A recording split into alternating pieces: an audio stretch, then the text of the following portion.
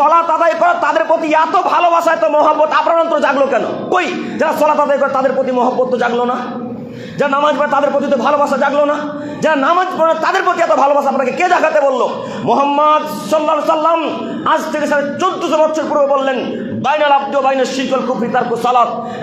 এই মুসলমানের বাচ্চা তোমরা শোনো, এই আদমের ছেলে মেয়ে, যারা সালাত আদায় করে আর যারা সালাত আদায় করে না তাদের মধ্যে পার্থক্য হলো শুধু কাফের।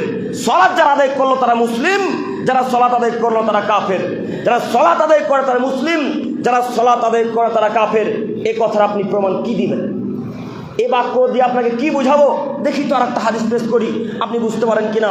বুরাইদা রাদিয়াল্লাহু তাআলা একজন বিখ্যাত সাহাবী, তিনি বলছেন মুহাম্মদ সাল্লাল্লাহু আলাইহি ওয়াসাল্লাম বলেছেন, আল আহাদুল্লাযী বাইনানা বাইনাহুমুস সালাত ফামান তারাকাহা ফাকাদ কাফারা। পৃথিবীর মানুষ, তোমরা মনে রেখো, মুসলমানের মাঝে আর কাফের মাঝে পার্থক্য হচ্ছে সালাত। দুইটা হাদিসের পার্থক্য বুঝতে পারলেন কি? একটু মনোযোগ দিয়ে বক্তব্য শ্রবণ করতে প্রথমেই বলেছি, চোখ বন্ধ করে রাখেন না। সপ্তাহে একদিন নামাজ পড়তে এসেছেন, সপ্তাহে একদিন নামাজ পড়তে এসে মুখ নিজের দিকে রাখতে হবে, ঘুমাতে হবে, লজ্জা থাকা তো দরকার, এটা তো হায়াত থাকা উচিত। সপ্তাহে একদিন নামাজ পড়তে এসে ঘুমাতে হবে। হায়া বিদ্যা বুদ্ধি কি সব ফারাক্কা বাজারে বিক্রি করে খেলেন নাকি? লজ্জা লাগে না একদিন সালাত আদায় করতে এসে ঘুমাতে? একটু হায়া করেন না, একটু লজ্জা করেন না কেন? শুক্রবারের দিনে ঘুমাতে হবে মসজিদে, সেই কথা আপনাকে কে শিখালো? আপনি একটু পরিবর্তন হন, আমি আপনার পরিবর্তন জন্য এসেছি, আপনি বিশ্বাস করুন। মুহাম্মদ সাল্লাল্লাহু আলাইহি ওয়াসাল্লাম বললেন, পৃথিবীর মানুষ তোমরা মনে রেখো, যারা সালাত আদায় করে তারা মুসলিম, যারা সালাত আদায় করে তারা কাফের। একটা হাদিস। দ্বিতীয় হাদিস আল্লাহ নবী বললেন, যারা সালাত আদায় করে তারা মুসলিম, যারা সালাত আদায় করে তারা মুশরিক, তারা কাফের। বলেন কি বুঝলেন? একটা হাদিস সহিহ মুসলিম আর একটা হাদিস মিসকাত নাসাইর। এই দুইটি হাদিস দিয়ে আপনাকে বোঝাতে চাচ্ছি, যারা নামাজ পড়ে না তারা কাফের, তারা মুসলিম নয়। যারা সালাত আদায় করে তারা কাফের, তারা মুসলিম নয়। আপনি যে একটু আগে বললেন সমাজ পরিবর্তন করবেন, তো সমাজকে কেমনে পরিবর্তন করবেন? আপনি যে বেনামাজি জানাজা পড়াচ্ছেন গো, হ্যাঁ আব্দুল করিম ভাই, বেনামাজি জানাজা পড়ালে সমাজ পরিবর্তন হবে না? জি না, বেনামাজি জানাজা যতদিন পড়াবেন ততদিন পর্যন্ত সমাজ পরিবর্তন হবে না। আব্দুল করিম ভাই, কেন পরিবর্তন হবে না? আচ্ছা, আজকে বেনামাজিকে বিনা জানাজাতে বিনা কাফন দাফনে মাটিতে গরু পূজা করে পুঁতে দেন, দেখেন তো কাল থেকে মানুষ নামাজ পড়ে কিনা? কথা বুঝতে পারেন না মনে হয়। কথা কি বুঝতে পারছেন? আজকে একটা মানুষ মারা গেছে এই ফারাক্কা থানাতে, ওই লোকটাকে গর্ত খনন করে গরু ছাগল যেমন ভাবে পুঁতে দেন, কুকুর শিগালকে ওইভাবে মাটির তলে পুঁতে দেন, জানাজা ছাড়াই, কাপড় তাপড় ছাড়াই। দেখেন তো কালকে থেকে ফারাক্কাতে মুসল্লি বাড়ে কিনা? বাড়বে না মনে হয়? বাড়বে? যদি বাড়ে তাহলে সমাজ পরিবর্তন হবে, আর যদি না বাড়ে তো সমাজ পরিবর্তন হবে না। তো মুসল্লি বাড়বে কিভাবে? এই যত বেনামাজি আছে তো মনে করেছে আমি নামাজ পড়লেও জানাজা হবে, না পড়লেও জানাজা হবে, আমি মসজিদে গিয়ে কী করবো? কথা বুঝতে পারেন না মনে হয়।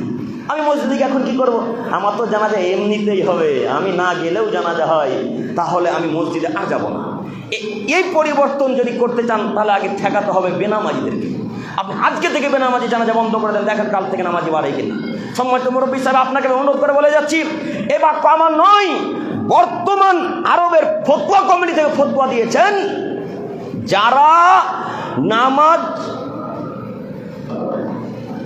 যারা সালাত আদায় করে না তাদেরকে নামাজিদের গোরস্থানে কবর দেওয়া যাবে না। এখন কি করবেন বলেন? এখন যদি মারতে হয় তো আব্দুল করিমকে মারবেন না আরবে যাবেন? এখন যদি ঠেকাতে হয় তো আরবে গিয়ে ঠেকাতে হবে, তাদেরকে বলতে হবে, ও ওলামা ইকরামগণ, আপনি কেন এই ফতোয়া দিলেন? এই ফতোয়া তো আমার নয়। এখন আপনি কি করবেন? ওর তো জানাজার হয় না, ওকে নামাজিদের গোরস্থানে কবর দেওয়া যাবে না, কথা তারা এখন বর্তমান ফতোয়া কমিটি ফতোয়া দিয়েছে।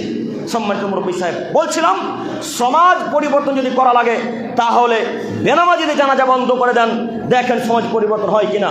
আরও পরিবর্তন করা লাগবে, নেশাদার দ্রব্য খাই পান করা, যারা নেশাদার দ্রব্য খাই পান করে তাদেরকেও ঠেকাতে হবে। ওই যে রাস্তাতে যেখানে সেখানে মোড়ে রাস্তার ঘাটে বসে বসে এই বাচ্চা ছেলেরা, 20-22 বছরের যুবক ছেলেরা নেশার দ্রব্য খাই পান করছে, এদেরকে ঠেকাতে আসবো জঙ্গিপুর থেকে আমি? না, এই গ্রামে যারা দায়িত্বে আছে সরকার সভাপতি কেস ছিল যে তারা ঠেকাবে, আমি তো ঠেকাতে আসবো জঙ্গিপুর থেকে, প্রতিদিন আমার আসা সম্ভব নয়। এই গ্রামের যারা দায়িত্ব নিয়েছে যুবক সম্প্রদায়, এদেরকেই ঠেকাতে হবে। এই কথা আল্লাহ এদেরকে জিজ্ঞাসা করবে। আপনি কেমনে বুঝলেন যে শুধু আব্দুল করিম বাধা দিতে আসবে, শুধু আমাদের গ্রামে ইমাম সাহেব ঠেকাবে? এ কথা তো ঠিক নয়। এই গ্রামে যত দায়িত্বশীল আছে প্রত্যেকটা দায়িত্বশীলকে কাজ করতে হবে, প্রত্যেকটা মানুষকে।